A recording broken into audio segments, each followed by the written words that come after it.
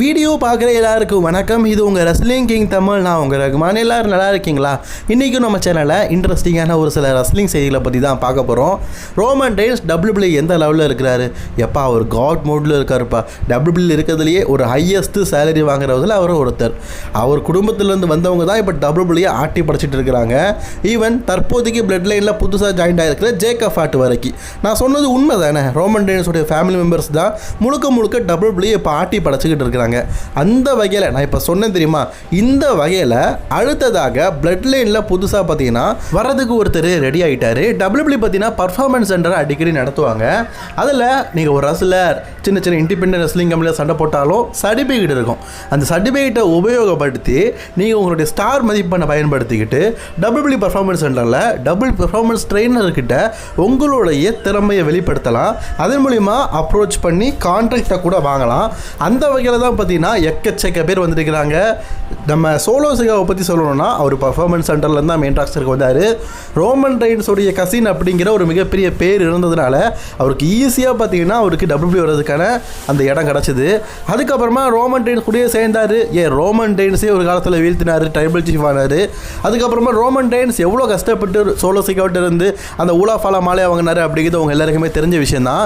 இப்போது அதே போல் அதே பாணியில் இன்னொருத்தர் வந்தாருன்னா அது ஜேக்கப் ஹார்ட். ஈவன் ரோமனை விட கொஞ்சம் அதிகமாக இருக்கணும்னு சொல்லிட்டு சோலோ சிகாவை உருவாக்குனாங்க. சோலோவை விட கொஞ்சம் பவர்ஃபுல்லான ஒரு கேரக்டராக இருக்கணும்னு சொல்லிட்டு ஜேக்கப் உருவாக்குனாங்க. ஆக்சுவலி ஜேக்கப் தான் இருக்கிறதுலே ஒரு மிகப்பெரிய பவர்ஃபுல் கேரக்டர். ஏன்னா அவருடைய பர்ஃபார்மன்ஸும் அவருடைய ஃபைட்டிங் ஸ்கில்லும் பிளட் லைனில் இருக்கிற ஒருத்தருக்கும் இல்லை, அந்தளவுக்கு உண்மையிலேயே பவர்ஃபுல்லான ஆளாக இருக்காங்க. இதே வரிசையில் அடுத்தது WWEக்கு வரப்போகிறவர் தான் சில்லா ஃபேட்டு. இப்போ நான் சொன்னேனே, இவங்களுக்கெல்லாம் ஏதேனும் வகையில் ரோமன் ரெயின்ஸுடைய சாயல் இருந்தது. ஆனால் ரோமன் ரெயின்ஸுடைய பேரை பயன்படுத்தாமலேயே தான் வந்து ஒமாகாவுடைய புள்ள, எஸ் இவர் பார்த்தீங்கன்னா மற்றவங்க மாதிரி இல்லாமல் தான் வந்து ஒமாகாவுடைய பிள்ளை அப்படிங்கிற இதுலேயே WWEக்கு வந்திருக்கிறாரு. ஒமாகாவோட பிள்ளை அப்படின்னு தெரிஞ்சோன்னா பர்ஃபார்மன்ஸ் சென்டர் இருக்கவங்களாம் சில்லா ட்ரைனிங் வந்திருக்காரா, அவர் நினச்சாருன்னா எப்படி வேணாலும் வரலாம். பட் ஆனால் பர்ஃபார்மன்ஸ் சென்டரில் ட்ரைனிங் எடுத்து WWEக்கு வரணும்னு சொல்லிட்டு யாரோட உதவி இல்லாமல் வந்திருக்காரு. இப்படி வந்த உடனே நிறைய பேர் வந்து அந்த பர்ஃபார்மன்ஸை பார்க்கறதுக்காக இருந்திருக்கிறாங்க.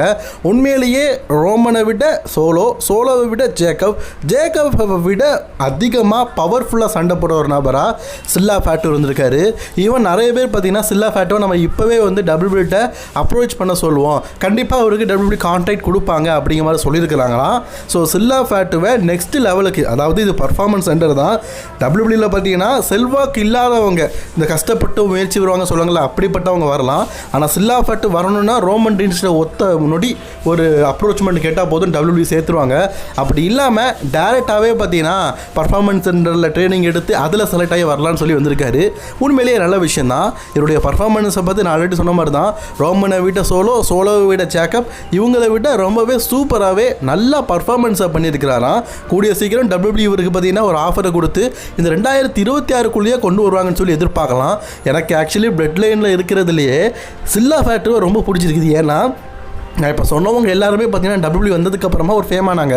ஆனால் இவர் வந்து ஒரு ரெஸ்லர் ஆகிறதுக்கு முன்னாடியே ஃபேன்ஸ் பற்றியில் ஒமாகோட பையன் ஆள் பார்க்கறதுக்கு பயங்கரமாக இருக்கார், சூப்பராக சண்டை போடுறாருன்னு சொல்லிட்டு இவர் வந்து GCW அப்படிங்கிற சின்ன ரெஸ்லிங் கம்பெனியில் சேர்கிறதுக்கு முன்னாடியே பாப்புலர் ஆகிட்டார்.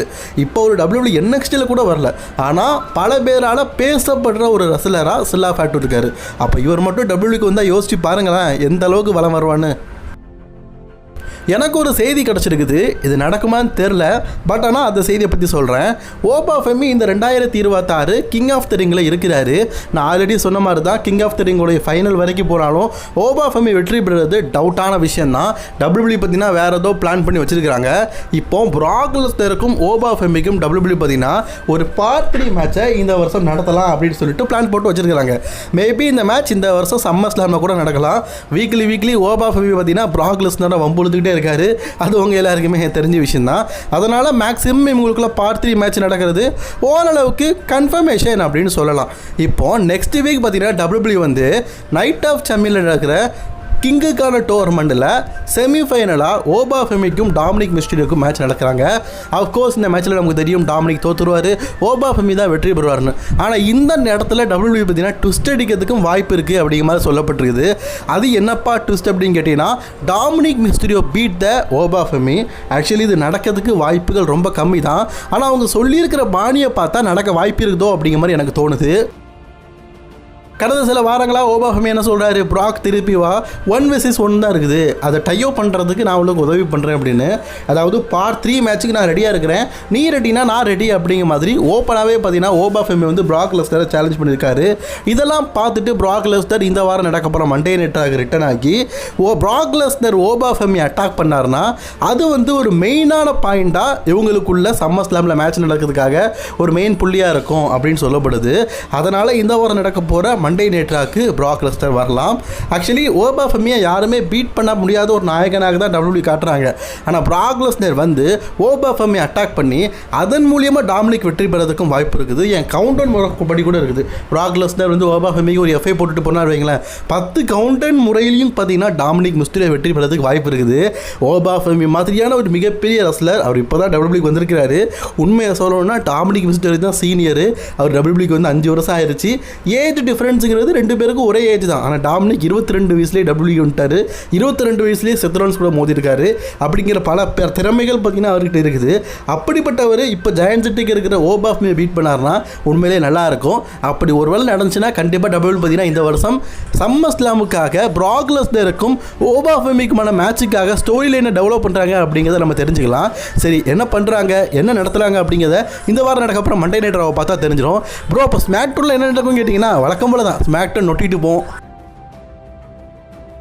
நான் உங்கள்கிட்ட ஆல்ரெடி ஒரு விஷயம் சொல்லியிருந்தேன். பிரான்சன் ரீட் பார்த்தீங்கன்னா முழுக்க எக்ஸசைஸ் பண்ணி தன்னுடைய டிரான்ஸ்ஃபர்மேஷனுக்காக நிறைய ஒர்க் அவுட் பண்ணியிருக்காருன்னு. இதுக்கு முன்னாடி பிரான்சன் ரீட் ரொம்பவே வண்ணமாக இருந்தார். அதுலேயும் பார்த்தீங்கன்னா குறிப்பாக சொல்லணும்னா அவருடைய உடல் எதை அப்படிங்கிறது பிக் ஷோ மார்க்கெண்ட்ரி மாதிரி இருந்தது. ஆனால் அவருக்கு இன்ஜுரி ஆனதுக்கப்புறமா முழுக்க டயட் இருந்து எக்ஸசைஸ் பண்ணி அவருடைய உடம்பை பார்த்தீங்கன்னா பயங்கரமாக குறைச்சிருந்தார். இது அவரே சோஷியல் மீடியாவில் சொல்லியிருந்தார். இப்போ ஏதோ ஒரு விஷயத்துக்காக பிரான்சன் ரீட் வெளியே போயிருக்காரு. அப்போ அவருடைய உடல் தோற்றத்தை பார்த்து எல்லாருமே ஆச்சரியப்பட்டிருக்காங்க. பிகாஸ் இது வந்து பிரான்சன் ரீடா அப்படின்னு கண்டுபிடிக்காத அளவுக்கு பயங்கரமாக பார்த்தீங்கன்னா டிரான்ஸ்ஃபர்மேஷன் இருக்காரு. அந்த ஃபோட்டோவை அவங்கள்ட்ட காட்டுறேன். இதுக்கு முன்னாடி பிரான்சன் ரீட் WWEல இருக்கும்போது இப்படி இருந்திருக்காரு. இப்போ பாருங்கள், தொப்பையும் இல்லை கிப்பையும் இல்லை, நல்லாவே குறைச்சிருக்கிறாரு. தன்னுடைய ஓய்வு நாட்கள், அதாவது இன்ஜுரி நாட்களில் டயட் இருந்து உண்மையிலேயே பிரான்சன் ரீட் உடம்பை பயங்கரமாக குறைச்சிருக்காரு. ஐயா பிரான்சன் ரீட் ஐயா, உங்கள் அளவுக்குலாம் நான் இல்லை, ஆனால் கூடிய சீக்கிரம் நானும் உடம்பை குறைக்கணும் ஐயா. முன்னாடி தொப்பை பார்த்தீங்கன்னா 10 மாதம் ப்ரெக்னென்ட் லேடி மாதிரி வளர்ந்துக்கிட்டே இருக்குது. டாமினிக் மிஸ்டீரியோ பொண்ணை பற்றி தெரியும், அதை பற்றி தெரியாமல் இருக்குமா ப்ரோ ஆலியா அப்படின்னு நீங்கள்லாம் சொல்லுவீங்க.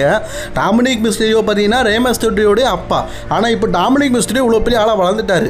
ஆனாலும் ஆரம்பத்தில் கை கொடுத்து தூக்கி விட்ட தெய்வம் டாமினிக் மிஸ்டீரியோ, அது எல்லாருக்குமே தெரியும். டாமினிக் மிஸ்டீரியோ என்னும் ஒருத்தர் இல்லாட்டா ரே மிஸ்டீரியோ இந்த அளவுக்கு இப்போ வளர்ந்துருப்பாருன்னு கேட்டிங்கன்னா அதுக்கு வாய்ப்பே இல்லை. சரி, இப்போ அவருக்கு இன்னொரு பொண்ணு இருக்குது ஆலியா. டாமினிக் மிஸ்டீரியோ நிறைய பேருக்கு தெரியும்னு நினைக்கிறேன். அதுலேயும் 2000 WWEல பார்த்தவங்களுக்கு நல்லாவே தெரியும். அந்த பொண்ணு கரெக்டாக 19 வயசு தான் அந்த டைமில். அந்த டைமே WWEக்கு வந்துடுச்சு. WWE பார்த்தீங்கன்னா ரொம்ப மிஸ்யூஸ் பண்ணாங்க. ரே மிஸ்டீரியோவும் அதுக்கு மண்டே ஆட்டினார், அது இன்னொரு கதை. ஸோ ரே மிஸ்டீரியோ இன்னும் கொஞ்ச நாள் ரிட்டைர்மெண்ட் ஆக போகிறாரு. அப்படி ரிட்டைர்மெண்ட் ஆகிறதுக்கு முன்னாடி தன்னுடைய இன்னொரு கண்ணான ஆலியா டாமினிக் மிஸ்டீரியோவை கரையேற்றணும்னு நினைக்கிறாங்க. இப்போ அவங்க பட்டப்படிப்பெல்லாம் நடத்தி முடிச்சுட்டாங்க, அதாவது காலேஜெல்லாம் படித்து முடிச்சுட்டாங்க. இப்போ அவங்க வந்து ரெஸ்லிங் ட்ரைனிங் எடுத்துகிட்டு இருக்காங்க. கூடிய சீக்கிரம் ஆலியாவையும் பார்த்தீங்கன்னா WWE பெர்ஃபார்மன்ஸ் கூட்டிகிட்டு வந்து அங்கே சண்டை போட வச்சு NXT கூட்டிகிட்டு வந்து மெயின் ராஸ்டருக்கு கூட்டிகிட்டு வரணும் அப்படிங்கிறது அவரோட ஆசை. ஆக்சுவலி WWEல பார்த்தீங்கன்னா ஒர்க் பண்ணதுக்கு முன்னாடியே அவங்க ஸ்கூல் லைஃப்பில் வெறும் 19 வயசுலேயே பார்த்தீங்கன்னா WWEக்கு வந்து படி மாஃபி கூட இல்லாதது புல்லாதெல்லாம் WWE பண்ண வச்சாங்க. அந்த டைம் பண்ண வச்சது வின்ஸ் மெக்மேன். ஆக்சுவலி வின்ஸ் மெக்மேன்ட்ட இருக்கிற சேட்டையான விஷயங்கள் இதுவும் ஒன்று. இந்த மாதிரி முத்த காட்சிகள் அடிக்கடி பண்ணுவார். அந்த டைமில் பண்ணார். இப்போ ஆலியா மிஸ்டீரியோ மீண்டும் WWEக்கு வரும்போது இந்த மாதிரி விஷயம்லாம் நடக்குமான்னு தெரியல. ஏன் அப்படி சொல்கிறேன்னா, இவங்க அண்ணன் வளைச்சி ஒவ்வொரு மூலையிலையும் ஒவ்வொருத்தருக்கும் முத்தம் கொடுக்குறாருல, அதை வச்சு பார்க்கும்போது மேபி இருக்க வாய்ப்பு இருக்குது. சரி, ஆலியா டாமினிக் மிஸ்டீரியோ கூடிய சீக்கிரம் WWE வர போகிறாங்க. வந்ததுக்கப்புறமா என்னென்ன சேட்டைகளை பண்ண போகிறாங்கன்னு தெரில. ஆனால் ரே மிஸ்டீரியோ நீங்கள் வெளியில் எப்படியோ, ஆனால் பிள்ளைங்க 2த்தையும் நல்லா வளர்த்துருக்கீங்க.